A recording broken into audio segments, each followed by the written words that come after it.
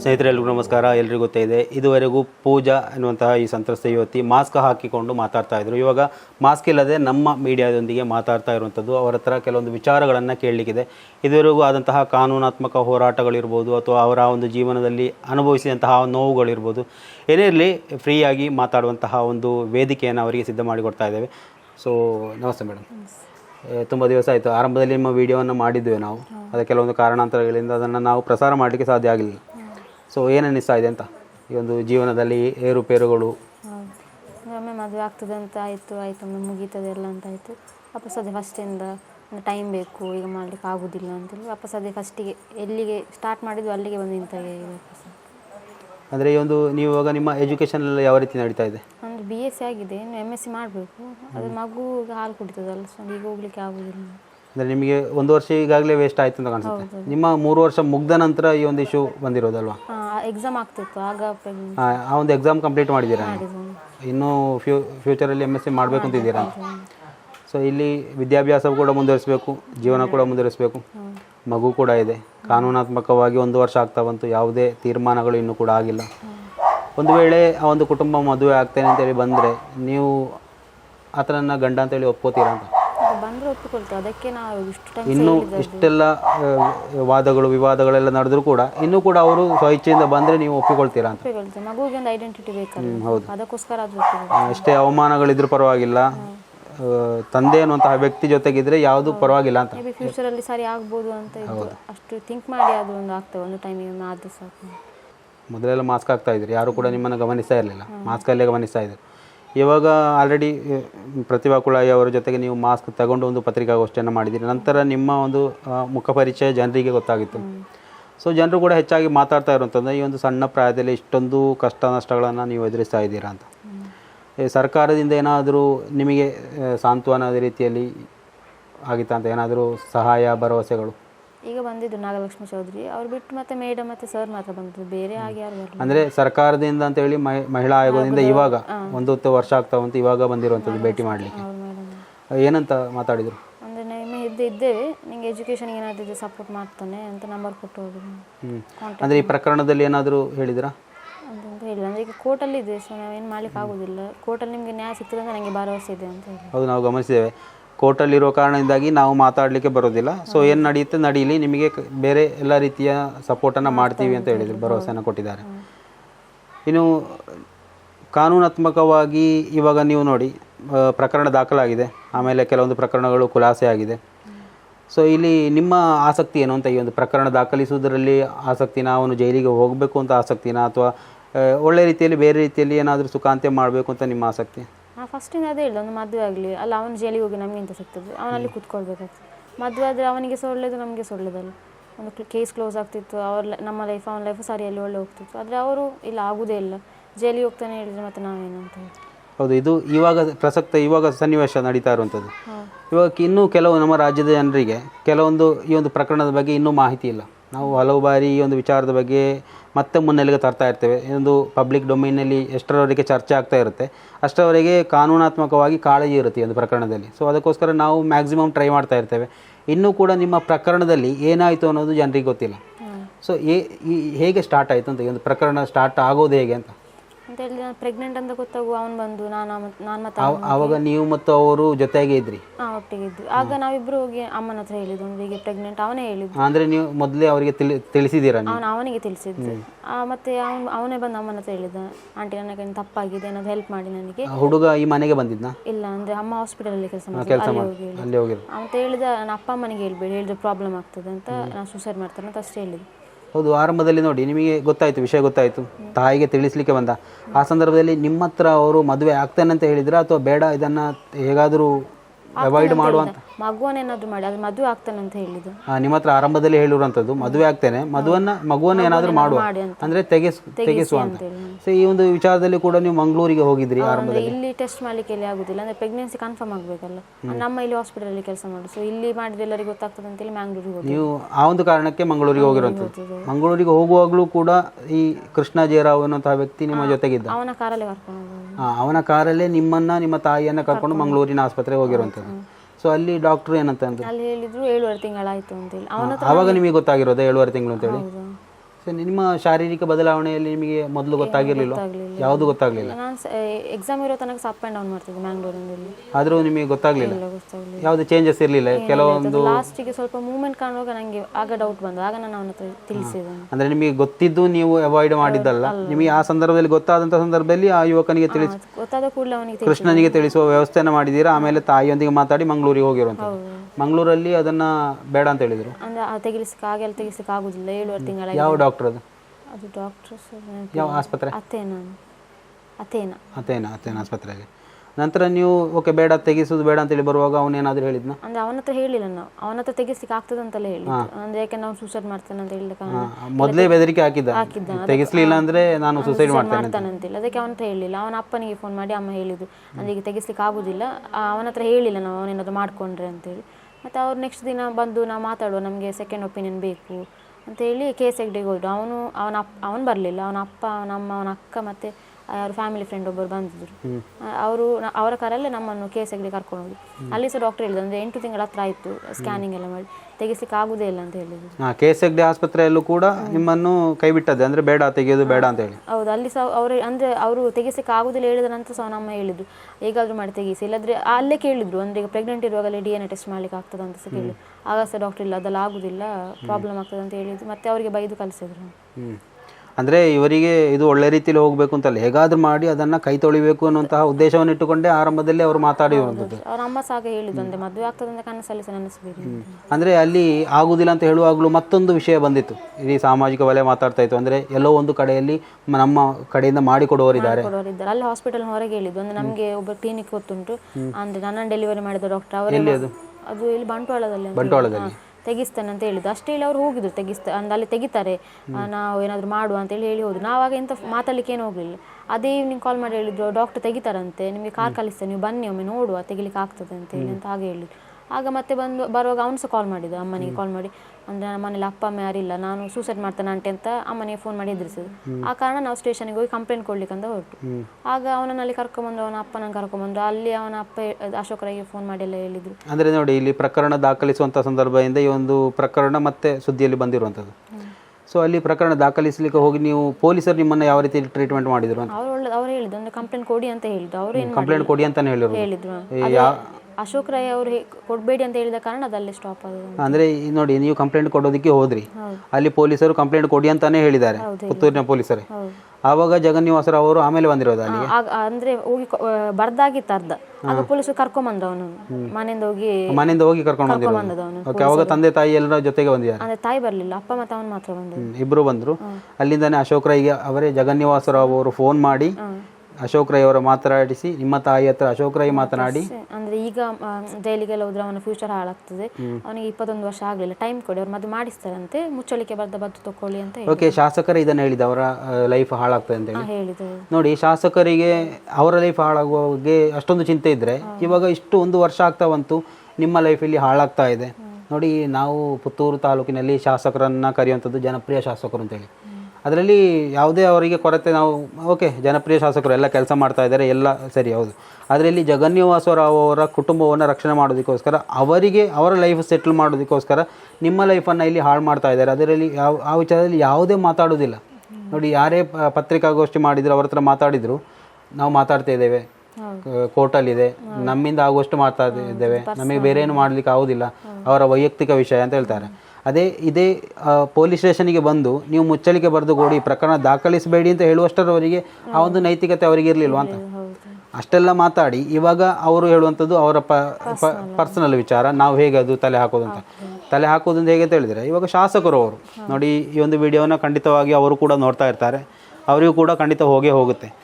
ಇಲ್ಲಿ ನಾವು ಕೇಳುವಂಥ ಪ್ರಶ್ನೆ ಏನಪ್ಪ ಅಂತ ಹೇಳಿದರೆ, ಇಲ್ಲಿ ಸಂತ್ರಸ್ತರು ಅಂತ ಹೇಳುವಂತಹ ಕುಟುಂಬವನ್ನು ಅವರಿಗೆ ಬೆನ್ನೆಲುಬಾಗಿ ನಿಲ್ಲುವಂತಹ ಶಾಸಕರನ್ನು ನಾವು ಆಯ್ಕೆ ಮಾಡಿರುವಂಥದ್ದು.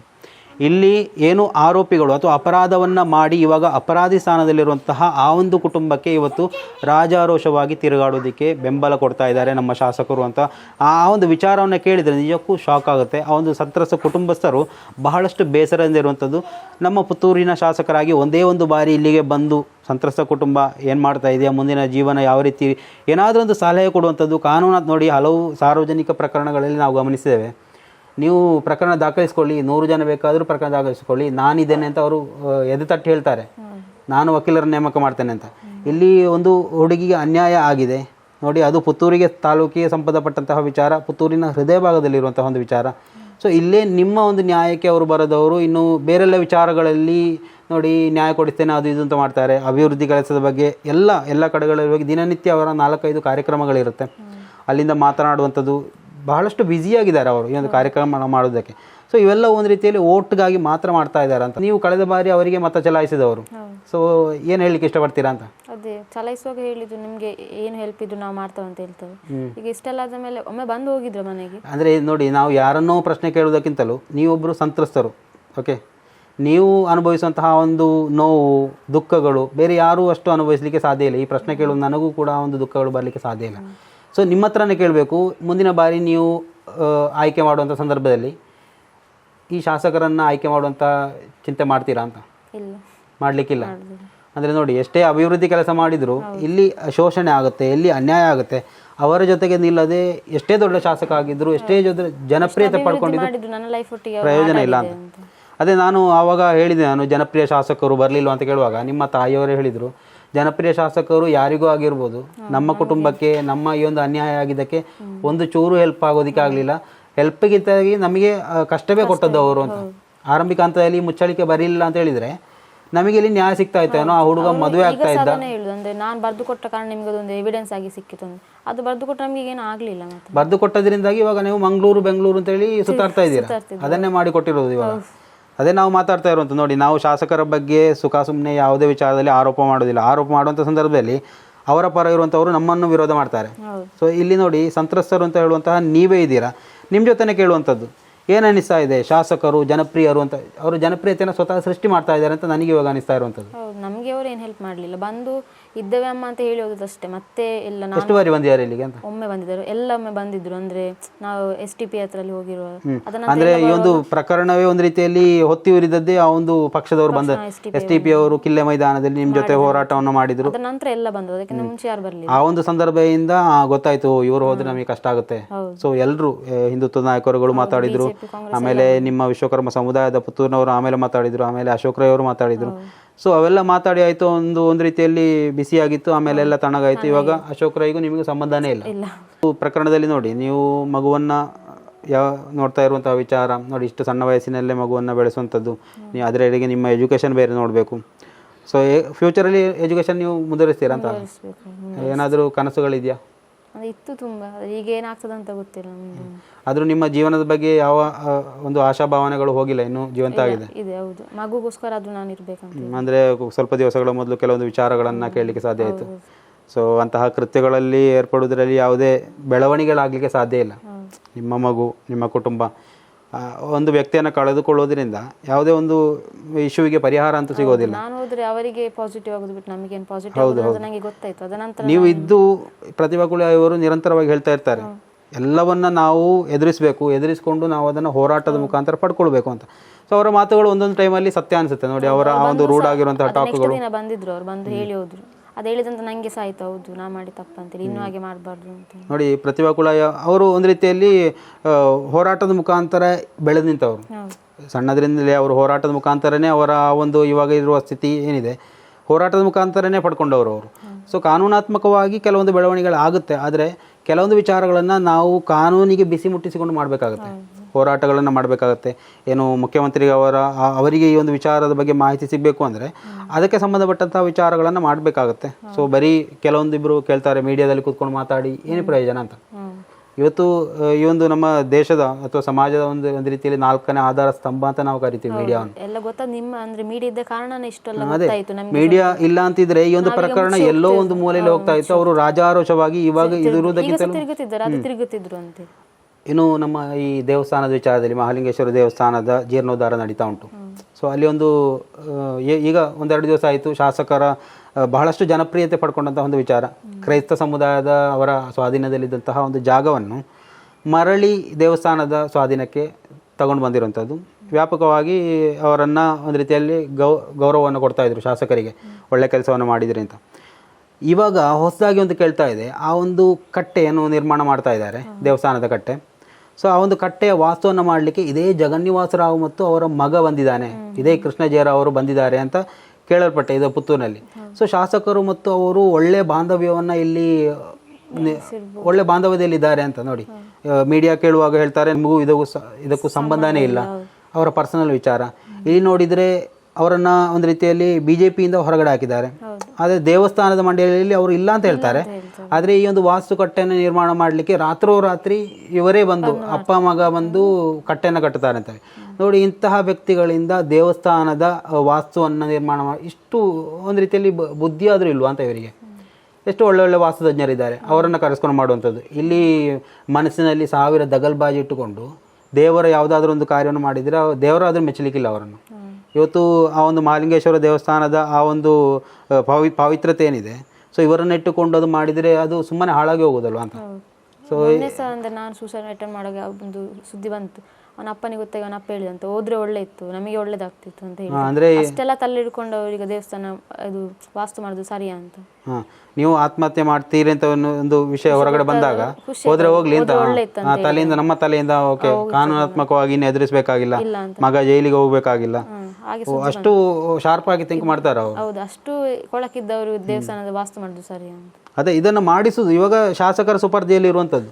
ನಾವು ಯಾಕೆ ಇದನ್ನು ನಿಮ್ಮ ಮುಂದೆ ಕೇಳ್ತಾ ಇದ್ದೇವೆ ಅಂತ ಹೇಳಿದರೆ, ಶಾಸಕರ ಸುಪರ್ದಿಯಲ್ಲಿ ಇರುವಂತಹ ಅವರು ಮಾಡ್ತಾ ಇರುವಂತಹ ಕೆಲಸ ಕಾರ್ಯಗಳು, ಸರ್ಕಾರದಿಂದ ಬಂದಂತಹ ಅನುದಾನಗಳು, ಸೊ ಇವೆಲ್ಲವನ್ನು ಮಾಡ್ಕೊಂಡು ಹೋಗುವಾಗ ವಾಸ್ತುತಜ್ಞರು ಬೇರೆ ಸಿಗುವುದಿಲ್ವ ಅಂತ. ಈ ಒಂದು ಪ್ರಕರಣದಲ್ಲಿ ಅಪರಾಧಿಗಳಾಗಿರುವಂತಹ ವ್ಯಕ್ತಿಗಳು ಬಂದು ವಾಸ್ತುವನ್ನು ಮಾಡ್ತಾರೆ ಆ ಒಂದು ಕಟ್ಟೆಗೆ. ಅದು ರಾತ್ರಿ ಜನಗಳಿಗೆ ಕಾಣಬಾರ್ದು ಅಂತೇಳಿ ರಾತ್ರೋರಾತ್ರಿ ಬಂದು ಅಪ್ಪ ಮಗ ಇಲ್ಲಿ ವಾಸ್ತು ಮಾಡಿ ಹೋಗ್ತಾರೆ ಅಂತ ಹೇಳಿದರೆ ಅದಕ್ಕಿಂತ ನಾಚಿಗೇಡಿನ ವಿಷಯ ಬೇರೆ ಯಾವುದೂ ಇಲ್ಲ. ಈ ಒಂದು ಪುತ್ತೂರಿನಲ್ಲಿ ಇಂತಹ ಒಂದು ಪ್ರಕರಣವನ್ನು ಇಟ್ಟುಕೊಂಡು ಸಂತ್ರಸ್ತರನ್ನು ಇಲ್ಲಿ ಕಣ್ಣೀರು ಹಾಕಿಸಿಕೊಂಡು ಅಲ್ಲಿ ದೇವಸ್ಥಾನವನ್ನು ಕಟ್ಟುವಂಥ ಸಂದರ್ಭದಲ್ಲಿ ಯಾರು ಈ ಸಂತ್ರಸ್ತರಿದ್ದಾರೆ ಆ ಒಂದು ಆರೋಪವನ್ನು ಹೊತ್ತುಕೊಂಡಿರುವಂತಹ ವ್ಯಕ್ತಿಗಳೇನಿದ್ದಾರೆ ಅವರನ್ನು ಇಟ್ಟುಕೊಂಡು ವಾಸ್ತು ಮಾಡಬೇಕಾದಂತಹ ಅಗತ್ಯತೆ ನಮ್ಮ ಈ ಒಂದು ಪುತ್ತೂರು ಶಾಸಕರಿಗೆ ಇತ್ತ ಅಂತ. ಸೊ ಅವರ ಒಡನಾಟ ಯಾವ ರೀತಿಯಲ್ಲಿ ಆತ್ಮೀಯತೆಯಿಂದ ಇದೆ, ಮತ್ತು ಇವರು ಕೇಳುವಂಥ ಸಂದರ್ಭದಲ್ಲಿ ವಿನಾಕಾರಣಗಳನ್ನು ಹೇಳುವಂಥದ್ದು, ಇವೆಲ್ಲವೂ ಇವತ್ತು ಯಾಕೆ ನಿಮ್ಮ ಮುಂದೆ ಹೇಳ್ತಾ ಅಂತ ಹೇಳಿದರೆ ಜನರಿಗೆ ಅರ್ಥ ಆಗಬೇಕು. ಬರೀ ನಾವು ಸ್ಟುಡಿಯೋದಲ್ಲಿ ಕೂತ್ಕೊಂಡು ಏನಾದರೂ ಹೇಳಿದರೆ ಅವನು ಏನು ಬೇಕಾದರೂ ಕೂತ್ಕೊಂಡು ಮಾತಾಡ್ಬೋದು ಅಂತ ಹೇಳ್ತಾರೆ. ಆದರೆ ಇಲ್ಲಿ ಸಂತ್ರಸ್ತರು ಹೇಳ್ತಾ ಇರುವಂತಹ ಸಾಕ್ಷಿ ಸಮೇತವಾಗಿ ಹೇಳ್ತಾ ಇರುವಂತಹ ವಿಚಾರ. ಸೊ ಇಷ್ಟೆಲ್ಲ ನಡೀತಾ ಇದ್ದರೂ ಕೂಡ ನಾನು ಇದರಲ್ಲಿ ಯಾವುದೇ ತಂಟೆಗೆ ಹೋಗಿಲ್ಲ, ನಾನು ಇನ್ವಾಲ್ವ್ ಆಗಿಲ್ಲ ಅಂತ ಹೇಳುವಂತಹ ಶಾಸಕರು ಈ ಒಂದು ವಿಚಾರದಲ್ಲಿ ಉತ್ತರಿಸಬೇಕಾಗಿದೆ. ಪುತ್ತೂರು ಶಾಸಕರಲ್ಲಿ ನೋಡಿ, ನಿಮ್ಮನ್ನು ಇದುವರೆಗೂ ಬಂದು ಭೇಟಿಯಾಗಿಲ್ಲ, ಅವರು ಮುಖತಃ ಭೇಟಿ ಆಗ್ತಾ ಇಲ್ಲ. ಸೊ ಶಾಸಕರಿಗೆ ಏನಾದರೂ ವಿನಂತಿ ಮಾಡ್ಕೊಳ್ಳೋದಿದೆಯಾ ಅಂತ ನೀವು? ಅದೇ ಅಂದರೆ ಆಗ ಕೇಸ್ ಕೊಡ್ಲಿಕ್ಕೆ ಹೋಗುವ ಹೇಳಿದ್ರು, ಅಂದರೆ ಕೇಸ್ ಕೊಡಬೇಡಿ ಅವನ ಫ್ಯೂಚರ್ ಹಾಳಾಗ್ತದೆ ಅಂತೇಳಿ. ಆದರೆ ಈಗ ಇಷ್ಟು ಕೇಸಲ್ಲಿ ಆದಮೇಲೆ ಅವನು ಚಂದ ಕಾಲೇಜಿಗೆ ಹೋಗ್ತಿದ್ದಾನೆ, ಅವನ ಲೈಫನ್ನು ನೋಡ್ಕೊಳ್ತಿದ್ದಾನೆ. ನನಗೆ ಇಲ್ಲಿ ಮನೆಯಿಂದ ಹೊರಗೆ ಹೋಗೋದಂತ ಎಲ್ಲ ಎದುರಿಗೆ ಆಗ್ತದೆ. ಯಾರನ್ನು ನೋಡಿ ಎಂತ ಹೇಳ್ತಿದ್ದಾರೆ, ಎಂತ ನನ್ನ ಹಿಂದೆ ನೆಗಡ್ತಿದ್ದಾರೆ ಅಂತ ನನಗೆ ಎದುರಿಗೆ ಆಗ್ತದೆ. ನನಗೆ ಇನ್ನು ಕಾಲೇಜಿಗೆ ಇಲ್ಲಿ ಮಂಗಳೂರಿಗೆ ಹೋಗ್ಲಿಕ್ಕೆ ಸಹ ಹೇಳೋದು, ನನಗೆ ಅಷ್ಟು ಧೈರ್ಯ ಇಲ್ಲ ಹೋಗುವಷ್ಟು, ಅಷ್ಟು ಕುಗ್ಗಿ ಹೋಗಿದ್ದಾನೆ. ಅವನು ಆರಾಮ್ಸೆ ಹೋಗ್ತಿದ್ದಾನೆ. ಇವರು ಇಷ್ಟೆಲ್ಲ ಹೇಳಿ ಅವನ ಲೈಫನ್ನು ಅವ್ರು ಸೇವ್ ಮಾಡಿದ್ರು, ನನ್ನ ಲೈಫನ್ನು ಅವ್ರು ಮುಂದುವರಿಸಲಿಕ್ಕೆ ನನಗೆ ಅವ್ರು ಏನು ಹೆಲ್ಪ್ ಮಾಡಿ. ಅಂದರೆ ಈ ಕೇಸ್ ದಾಖಲಿಸುವ ಸಂದರ್ಭದಲ್ಲಿ ನಿಮ್ಮ ಹತ್ರ ಅವರು ಹೇಳಿರುವಂಥದ್ದು ಅವರ ಲೈಫಲ್ಲಿ ಸುಮ್ಮನೆ ತೊಂದರೆ ಆಗೋದು ಬೇಡ, ಪ್ರಕರಣ ಅಂತ ಬೇಡ, ಲೈಫ್ ಹಾಳಾಗ್ತದೆ, ರಾಜ್ಯದಲ್ಲಿ ಮುಗಿಸುವ ಅಂತ ಮುಚ್ಚಳಿಕೆ ಬರೆದು ಇಟ್ಟು ಹೋಗಿ. ಆದ್ರೆ ಅವನು ಲೈಫ್ ಈಗ ಸಹ ಖುಷಿಯಲ್ಲೇ ಇದ್ದಾನೆ, ಅವನು ಚಂದ ಕಾಲೇಜ್. ಅವನ ಲೈಫಿಗೆ ಎಂತ ಆಗ್ಲಿಲ್ಲ, ಈ ಶಾಸಕರ ಮಾತಿಂದಾಗಿ ಲೈಫ್ ಹಾಳಾಗಿರೋದು ನಿಮ್ದೆ ಅಂತ. ನಾನೀಗ ಕಾಲೇಜಿಗೆ ಹೋಗುದು ಎಲ್ಲ ನನ್ನನ್ನು ಹೇಳ್ತಾರೆ, ಅಂದ್ರೆ ಹುಡುಗರನ್ನ ಯಾರು ಹೇಳುದಿಲ್ಲ, ಹೇಳುದು ಹುಡುಗಿಯರನ್ನ. ಅವ್ರು ಅವನಿಗೆ ಹೆಲ್ಪ್ ಮಾಡಿದ್ರು, ನನಗೆ ಹೆಲ್ಪ್ ಮಾಡಿದಾಗ ಎಂತ ಆಗಲಿಲ್ಲ. ಈಗ ನಾನು ಮುಂದೆ ನನ್ನ ಫ್ಯೂಚರ್ ಹೇಗೆ ನೋಡ್ಕೊಳ್ಳೋದು, ಅವ್ರು ಅದನ್ನು ಯೋಚನೆ ಮಾಡಲಿಲ್ಲ ಆ ಟೈಮಲ್ಲಿ ಅಂತೇಳಿ.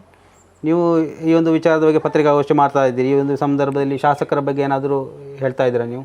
ಹಾಗೆ ಏನು ಹೇಳಿಲ್ಲ, ಅಂದ್ರೆ ಅವರು ಬರ್ತಿಲ್ಲ ಆಯ್ತು ನಮ್ಗೆ ಹೆಲ್ಪಿಗೆ. ಅಂದ್ರೆ ನೀವು ಹೌದು ಮಾತಾಡ್ತಾ ಇರ್ಲಿಲ್ಲ, ನೀವು ಮಾತಾಡ್ತಿರ್ಲಿಲ್ಲ, ಅವ್ರು ಮಾತಾಡ್ತಿರ್ಲಿಲ್ಲ. ಜನ ಅನ್ಕೋತಾ ಇದ್ರು ಓ ಶಾಸಕರದೇನು ತಪ್ಪಿಲ್ಲ ಅಂತ. ಆದ್ರೆ ಇಲ್ಲಿ ಮೇಯ್ನ್ ಆಗಿ ನಮಗೆ ಕಾಣ್ತಾ ಇರುವಂತದ್ದೇ ಶಾಸಕರೇ ಮಾಡಿರುವಂತ ತಪ್ಪು. ಆರಂಭದಲ್ಲಿ ನೋಡಿ, ಒಂದು ಬಾಗಿಲನ್ನು ಓಪನ್ ಮಾಡಬೇಕು ಅಂದ್ರೆ ಆ ಕೀಯಲ್ಲಿ ಓಪನ್ ಮಾಡಬೇಕು. ಕೀ ಸರಿಯಾಗಿದ್ರೆ ಬೇರೆ ಕೀಯನ್ನು ಹಾಕಿ ಏನು ಪ್ರಯೋಜನ? ಆ ಒಂದು ಕೀಯನ್ನೇ ಅವರು ತಗೊಂಡು ಹೋಗಿರೋದು. ನಂತರ ಅದು ಆ ಬಾಗಿಲು ಓಪನ್ ಆಗ್ಲೇ ಇಲ್ಲ ನಿಮಗೆ ಓಪನ್ ಆಗಬೇಕಿದ್ದಂತಹ ಒಂದು ಬಾಗಿಲು ಅಲ್ಲೇ ಕ್ಲೋಸ್ ಮಾಡಿಬಿಟ್ರು. ನಂತರ ಇವಾಗ ನಾನಿಲ್ಲ, ನಿಮ್ಮ ಖಾಸಗಿ ವಿಚಾರ, ನಿಮ್ಮ ಪರ್ಸನಲ್ ವಿಚಾರ, ನಾನು ಹೇಗೆ ಅದು ಇನ್ವಾಲ್ವ್ ಆಗೋದು? ಹೌದು, ಅವ್ರು ಫಸ್ಟಿಗೆ ಇನ್ವಾಲ್ವ್ ಆಗಬಾರ್ದಿತ್ತು, ಹಾಗೆ ಇರ್ತಿದ್ರು. ಅಂದರೆ ನಮ್ಮ ಪರ್ಸನಲ್ ಅಂತ ಹೇಳಿದ್ರೆ ಅವ್ರು ಆಗ ಅವರು ಸ್ಟೇಷನಲ್ಲಿ ಕಾಲ್ ಮಾಡೋದು ನಿಮ್ಮ ಪರ್ಸನಲ್, ನಾನು ಇಲ್ಲ ಅಂತ ಆಗಲೇ ಹೇಳ್ಬೇಕಿತ್ತು. ಅವ್ರು ಈಗ ಹೇಳ್ತಾರೆ ನಾನು ಮಾಡೋದೆಲ್ಲ ಮಾಡಿದ್ದೇನೆ, ನಾನು ಇನ್ನೇನು ಮಾಡ್ಲಿಕ್ಕೆ ಆಗ್ತದೆ ಅಂತ ಹೇಳಿದ್ರು. ಸೊ ಕೊನೆಯದಾಗಿ ಶಾಸಕರಿಗೆ ಅಂತೇಳಿ ನೀವು ಏನು ಹೇಳಿಕ್ಕೆ ಇಷ್ಟಪಡ್ತೀರಾ? ಅಂದರೆ ಈಗ ಸಹ ನಾನು ಹೇಳೋದು, ಬಂದು ನಮಗೆ ಸಪೋರ್ಟ್ ಮಾಡಿ. ಅವರಿಗೆ ಮಾತ್ರ ಸಪೋರ್ಟ್ ಮಾಡ್ತಿದ್ದಾನೆ, ನನ್ನ ಲೈಫನ್ನು ಸಹ ಅವರು ಸ್ವಲ್ಪ ನಮಗೆ ಸಪೋರ್ಟ್ ಮಾಡಬೇಕಲ್ಲ. ಅಂದರೆ ಅವನವನ ಲೈಫಲ್ಲಿ ಚಂದಲ್ಲಿದ್ದಾನೆ, ಅವನು ಕಾರಲ್ಲಿ ತಿರುಗುತ್ತಾನಂತೆ, ನನಗೆ ಮಾತ್ರ ಇಲ್ಲಿಂದ ಹೊರಗೆ ಯಾಕೆ ನಾನು ಹೋಗುವಾಗಿಲ್ಲ ಅಂತ. ಅಂದರೆ ಯಾರೋ ಮಾತಾಡೋದು ಕೇಳಲಿಕ್ಕೆ ಸಾಧ್ಯ ಆಯಿತು. ನೋಡಿ, ಸಂತ್ರಸ್ತ ಕುಟುಂಬ, ಬಡ ಕುಟುಂಬ, ಅದಕ್ಕಾಗಿ ಶಾಸಕರು ಅಲ್ಲಿ ಹೋಗ್ತಾ ಇಲ್ಲ. ಆರೋಪ ಎದುರಿಸ್ತಾ ಇರುವಂತಹ ಕುಟುಂಬ ಮಲ್ಟಿ ಕುಟುಂಬ, ಒಳ್ಳೆ ಇರುವವರು, ಅದಕ್ಕೋಸ್ಕರ ಇವರಿಗೆ ಮಾತಾಡೋದಕ್ಕೆ ಆಗ್ತಾ ಇಲ್ಲ, ಆ ಒಂದು ಕಾರಣಕ್ಕೆ ಮಾತಾಡ್ತಾ ಇಲ್ಲ ಅಂತ ಒಂದು ಪಬ್ಲಿಕ್ ಡೊಮೈನ್ ಮಾತಾಡ್ತಾ ಇರುವಂಥದ್ದು. ಸಾಮಾಜಿಕವಾಗಿ ನಾವು ಕೇಳ್ತಾ ಇರುವಂತಹ ವಿಚಾರ. ಸೊ ಹಾಗೆ ಆಗಿರ್ಬೋದಾ ಅಂತ? ಅಲ್ಲ, ಎಷ್ಟು ಬಡವರಾಗಿದ್ದು, ನಾನು ಎಜುಕೇಟೆಡ್, ಅವನ್ಸ್ ಎಜುಕೇಟೆಡ್. ನಾನೇನು 1ನೇ ಕ್ಲಾಸಲ್ಲಿ ಬಿಟ್ಟು ಕೂತ್ಕೊಂಡದಲ್ಲ, ಎಜುಕೇಟೆಡ್ ಅಲ್ಲ. ನನಗೆ ಸಹ ದುಡ್ಡು ಅವರ ಎಷ್ಟು ಹಣ ಮಾಡಿದರೆ ಅಷ್ಟು ಮಾಡೋಷ್ಟು ನನಗೆ ಸಹ ಕೆಪಾಸಿಟಿ ಉಂಟು. ಅವ್ರ ಅಲ್ಲಿ ಒಂದು ಬಡತನ ಇಟ್ಕೊಂಡು ನಮ್ಮನ್ನು ಇದು ಅಷ್ಟು ಹಂಗಿಸ್ಬೇಕಂತ ಇಲ್ಲ. ನೀವು ಅವರನ್ನೇ ಸಪೋರ್ಟ್ ಮಾಡಿಕೊಂಡು ಹೋದರೆ ನೀವು ಶಾಸಕರಾಗಿ ಏನು ಪ್ರಯೋಜನ? MLA ಆಗಿ ಅಂತ ಹೇಳಿದರೆ ಎಲ್ಲರನ್ನು ಈಕ್ವಲ್ ಆಗಿ ನೋಡಬೇಕು. ಅವರು ಅವರಿಗೆ ಸಪೋರ್ಟ್ ಮಾಡಿದರೆ ಮತ್ತು ಅವರೆಂತಕ್ಕೆ MLA? ನಾನು ಅಷ್ಟೇ. ಇವಾಗ 3 ವರ್ಷ ಆಗ್ತಾ ಬಂತು ಶಾಸಕರು ಅಧಿಕಾರಕ್ಕೆ ಬಂದು, ಅಂದರೆ ಈ ಒಂದು ಗೌರ್ಮೆಂಟ್ ಬಂದು ಇನ್ನು 2 ವರ್ಷಗಳಲ್ಲಿ ಮತ್ತೆ ಚುನಾವಣೆ ಆಗುತ್ತೆ. ಸೊ ಈ ಮತದಾರರಿಗೆ ನೀವು ಏನಂತ ಈ ಒಂದು ವಿಚಾರದಲ್ಲಿ ಹೇಳಲಿಕ್ಕೆ ಇಷ್ಟಪಡ್ತೀರಾ ಅಂತ? ಅಂದರೆ ಇವಾಗ ನಾವು ಸಮೇತ ಮಾಧ್ಯಮ ಅಂತ ರೀತಿಯಲ್ಲಿ ಜನಪ್ರಿಯ ಶಾಸಕರು ಅಂತಲೇ ನಾವು ಕರಿತೀವಿ. ಯಾಕಂದರೆ ಹಲವು ಅಭಿವೃದ್ಧಿ ಕೆಲಸವನ್ನು ಮಾಡ್ತಾರೆ, ಅದು ಒಂದು ಕಡೆ.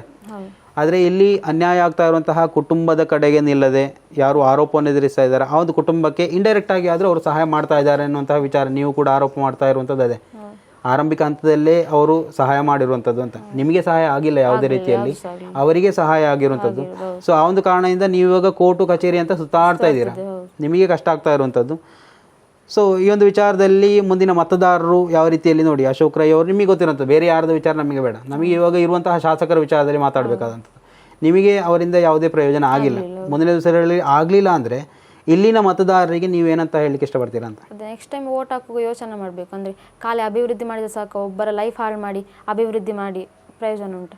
ನನ್ನ ಲೈಫ್ ಹಾಳಾದದ್ದಲ್ಲ, ಅವರು ಆಗ ಮುಚ್ಚಳಿಕೆ ಪತ್ರ ಬರೆದು ಕೊಟ್ಟು ಅವ್ರು ಇನ್ನು ಅಭಿವೃದ್ಧಿ ಮಾಡಿ ನನ್ನ ಲೈಫ್ ಸರಿ ಆಗೋದಿಲ್ಲ ಅಲ್ಲ. ಬರೀ ರಸ್ತೆಗಳನ್ನಿರ್ಬೋದು ಅಥವಾ ಮನೆ ಕಟ್ಟಿ ಕೊಡೋದಿರ್ಬೋದು, ಅದು ಮಾತ್ರ ಅಲ್ಲ, ಜನಸಾಮಾನ್ಯರಿಗೆ ಕೂಡ ನ್ಯಾಯ ಕೊಡಬೇಕು. ಶೋಷಿತರಿಗೆ, ಯಾರು ನ್ಯಾಯ ವಂಚನೆಗೊಳಗಾಗಿದ್ದಾರೆ ಅವರಿಗೂ ಕೂಡ ನ್ಯಾಯ ಕೊಡಿಸುವಂತಹ ಒಂದು ಪ್ರಯತ್ನವನ್ನು ಶಾಸಕರಾಗಿದ್ದುಕೊಂಡು ಮಾಡಬೇಕು.